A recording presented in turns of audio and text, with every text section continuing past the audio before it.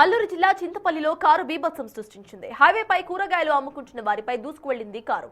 ఈ ఘటనలో ఓ మహిళ అక్కడికక్కడే మృతి చెందారు. మరొకరికి తీవ్ర గాయాలు అయ్యాయి. కార్ డ్రైవర్ విజయ్ కుమార్ ను అదుపులోకి తీసుకున్నారు పోలీసులు. డ్రైవర్ మద్యం మత్తులో కారు నడిపినట్లుగా పోలీసులు తెలిపారు.